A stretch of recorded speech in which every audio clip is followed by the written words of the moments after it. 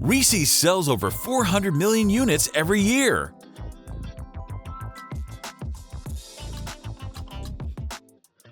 That's candy, but it's also almost a perfect profit model.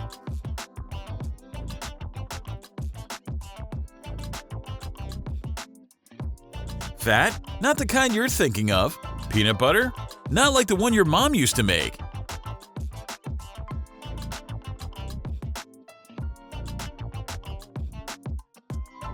The recipe is secret, but the production line? Optimized to the point where you wouldn't believe it. We've gone deep inside, and what we saw, not everyone wants to know. Reese's was created in 1928. The inventor was H.B. Reese, a former employee of Hershey. From a homemade recipe, he turned it into a nationwide bestseller. Then Hershey bought the brand and brought Reese's into a full industrialized production system. And to reach that scale, everything needs to be standardized, starting from the very first step. Not just any peanuts can be used for Reese's.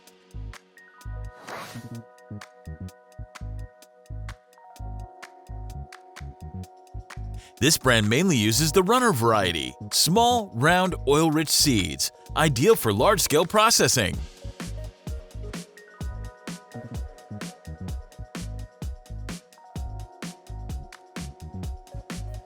Peanuts primarily come from industrial farms in Georgia, Texas, and Alabama, areas where yield and climate conditions are stable.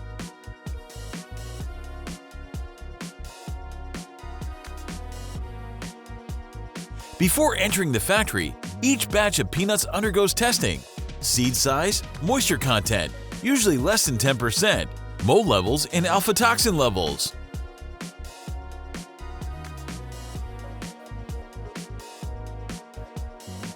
Only batches that meet the standards are allowed into storage for processing. The peanuts go through several filtration systems, vibrating sieves, vacuum suction, metal separators.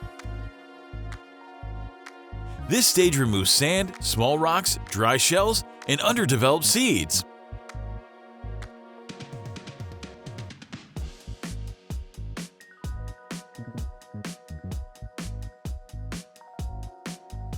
Next, the peanuts are placed into a roasting oven, either a conveyor belt or rotary drum, at temperatures of around 160 to 180 degrees Celsius.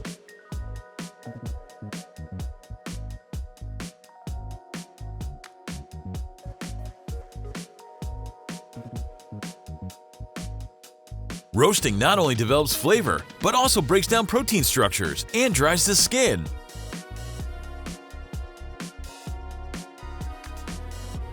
Roasting time is adjusted based on each batch's moisture content, usually taking 40 to 60 minutes. A color sensor system can automatically check the doneness of the peanuts.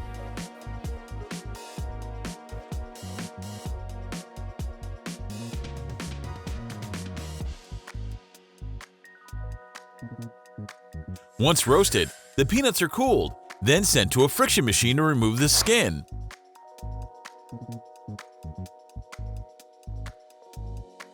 The skins are blown away by air jets, while the nuts fall into collection chutes.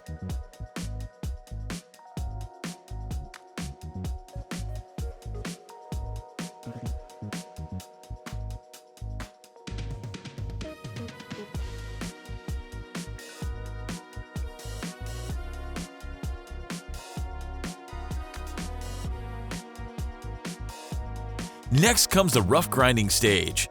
The peanuts are lightly pressed by screw shafts to create a thick paste, often referred to as rough peanut butter. At this stage, the mixture is still fairly thick, grainy, and has a high oil content. Some factories process it immediately, but Reese's, they need it even more precise. To ensure stability during storage and shipping, some of the natural oil in the peanut butter is separated out by centrifugation. Why? Pure peanut oil can spoil easily, making it difficult to control in changing temperatures. Then, a small amount of partially hydrogenated vegetable oil, typically palm oil or cottonseed oil, is added. along with an emulsifier like soybean lectin, to keep the mixture from separating. All these steps are monitored by a system of sensors for temperature, pressure, and viscosity. The stabilized peanut butter is then mixed with ultra-fine sugar and refined salt in precise measurements down to the thousandth of a gram.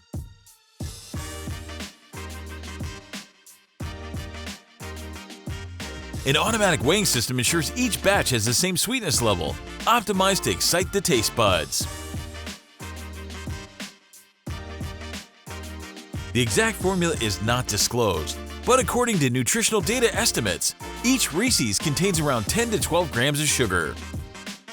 After mixing, the mixture goes through either a ball mill or a high-speed grinder to reach the standard smoothness of under 20 microns. The final result is an ultra-smooth, super stable, industrial peanut butter, nearly unchanged throughout the supply chain. But Reese's is only half the story, because there's a competitor that also uses peanut butter, but creates a crispy, crunchy texture like caramelized candy, with a technique that few would expect. It's called Butterfinger. Created in 1923, just 1 year after Reese's. Since then, the two brands have gone in opposite directions.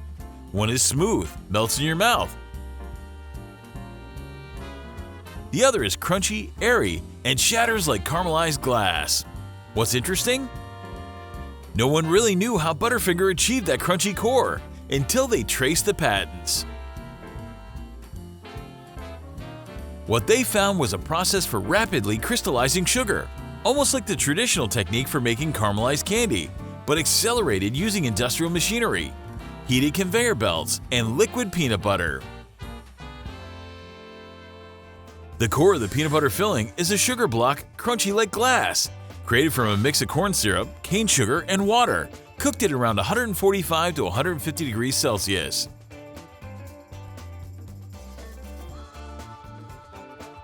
This process happens in a vacuum cooking kettle with continuous stirring blades, which reduces the boiling point and prevents burning.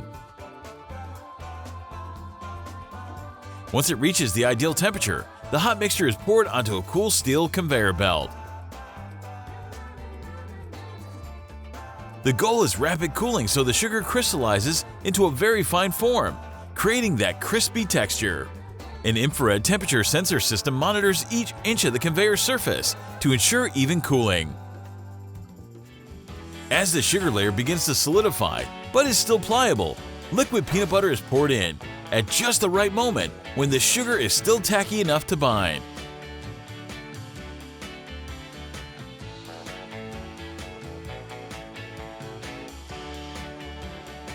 The sugar peanut butter layer is then passed through an automatic folding machine. This system works like a croissant maker. The mixture is flattened. It's folded in half. Rolled out again. Repeated 6 to 8 times. The result is a mass with dozens of thin layers alternating between crystallized sugar and peanut butter.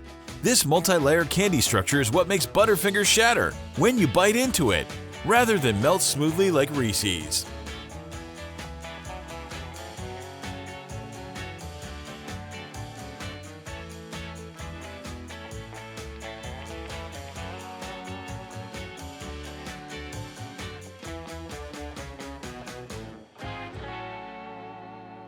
The candy block after folding is completely cooled using a forced cold air chamber, cold air at -10 degrees Celsius.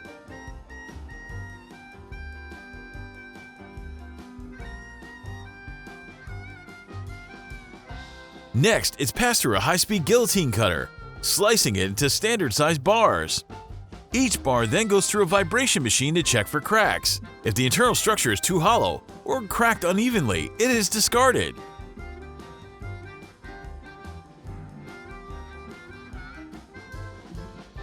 At this point, The Butterfinger filling can be temporarily stored at room temperature for 1 to 2 days without losing its shape. The candy bars are then sent through an automatic chocolate coating chamber, where hot milk chocolate is poured from above like a waterfall-style coating. The bottom is pressed through the liquid chocolate layer on the conveyor belt, ensuring the entire bar is covered.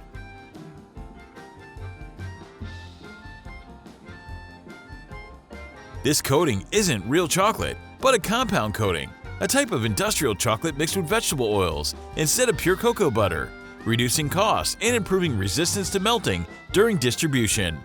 Finally, the bars go through a multi-tier cooling chamber, where the temperature drops from 10 degrees Celsius to 3 degrees Celsius over 10 minutes. From here, Butterfinger is ready for packaging, with its unique crunchy structure that's unlike any other candy bar on the market.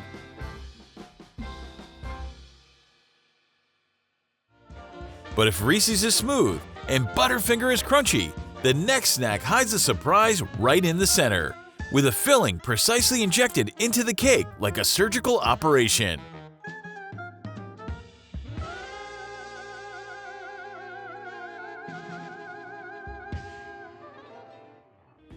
Hostess Cupcakes became an icon in American snack culture, with a smooth creamy filling inside a soft chocolate cake. But few know that its journey started from a bold decision in the 1919s. Hostess, a company founded in 1919, began by producing cupcakes with the goal of creating a snack for children. However, it wasn't until the 1950s, when Hostess Cupcakes officially launched, that the cake became a phenomenon. With its special design, a chocolate coating on the outside, sweet creamy filling inside, and white frosting on top, cupcakes immediately captured the attention of both children and adults. Not stopping there, cupcakes quickly became a staple in fast food boxes, an essential item in grocery stores across America. With long shelf life and convenience in each cake, Hostess Cupcakes became a must-have snack in American culture. The production of cupcakes starts by mixing dry ingredients, flour, sugar, cocoa powder, salt, in an industrial mixer.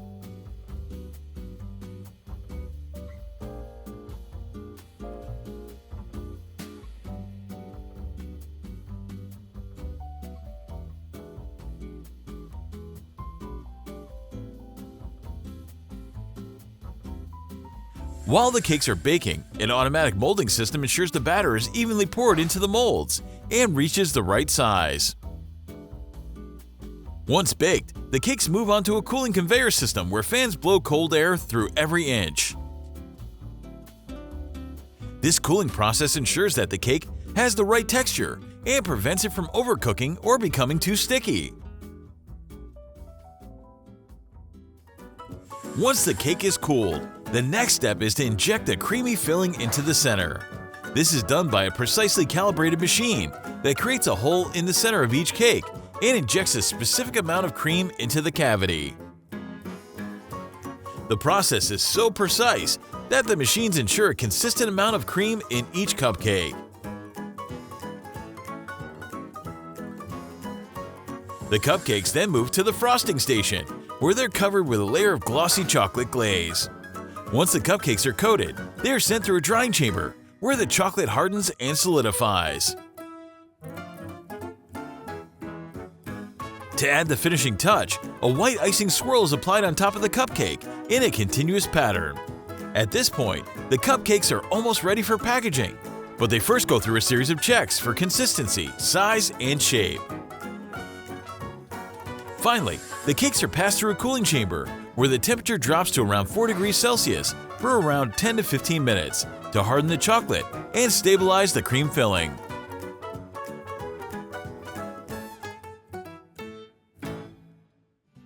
From the sweet Reese's peanut butter to the crispy Butterfinger to the soft and smooth Hostess Cupcakes, each treat has its own story, reflecting the endless creativity of the American food industry. What do you think about these snacks? Subscribe to Captain Discovery to uncover more fascinating secrets about American food and culture.